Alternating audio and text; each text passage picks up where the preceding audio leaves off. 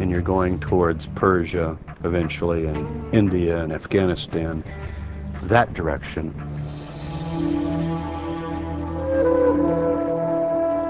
And if Jesus thought he was the Jewish Messiah, there was another reason why he might have traveled east.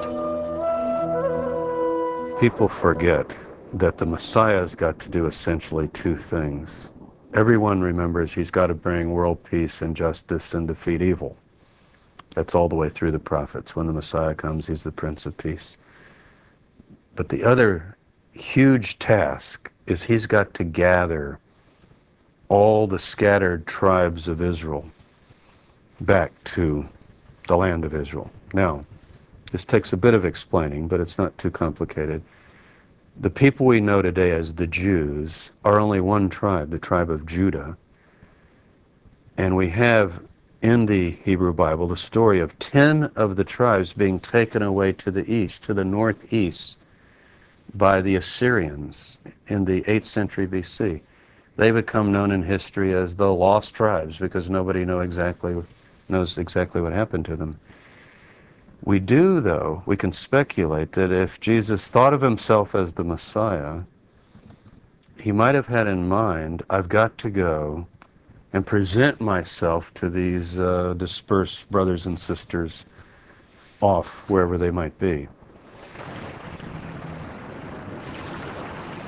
The journey east from Israel in the 1st century was surprisingly easy, by land or by sea, on the Silk Route or the Spice Route.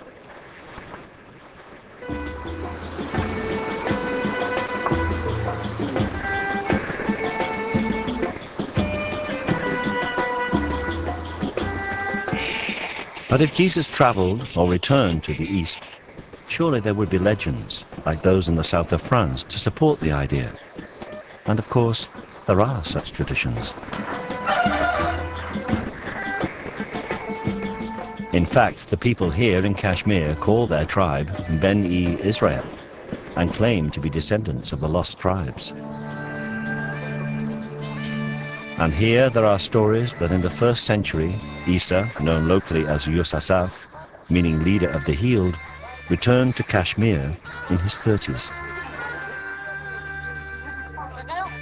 Yusasaf's ministry here can easily be seen as a continuation of the Jesus ministry.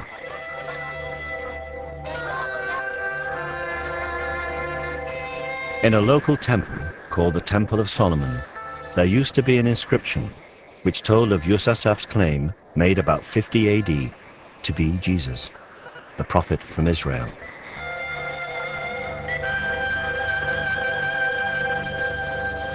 तमाम कश्मीर की तारीखों में यही लिखा है कि ये बाहर से आया है, ये प्रॉफिट था, ये पैगंबर था और इस्राइल से आया, नस्बैन से अंदर बॉर्डर में आया है और फिर यही तबलीग कर रहा है।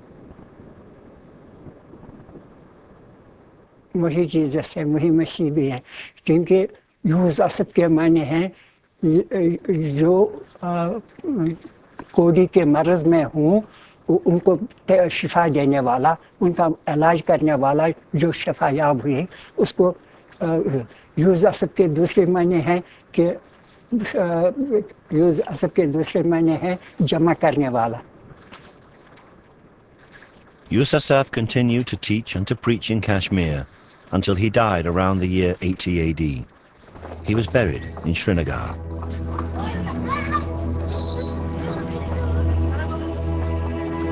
And this rather modest building is, they say, his tomb. The first shrine erected around the site was built in 112 AD.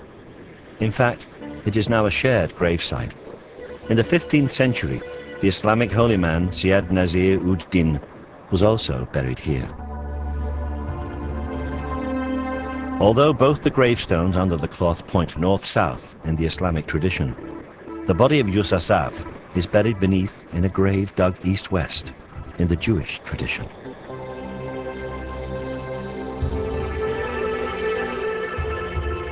But this is a sacred site, and short of exhumation, there is no way of discovering whether the body buried here is that of a man who once survived crucifixion. However, next to the sarcophagus are the carved footprints of Yusasaf, and they do have marks or scars on them. अच्छी उम्र में ये फोत हो गया है और उसके पाँव के निशानात का पत्थर पर उन्होंने कुंदा कर रखे हैं, जैसे कि थे वैसे ही रखे हैं निशान के तौर पर।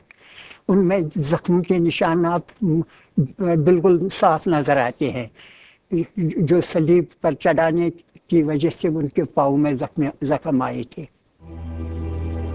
The position of the scars, just behind the toes, do not match each other, but they would align if a single nail was driven through both feet with the left foot placed on top of the right.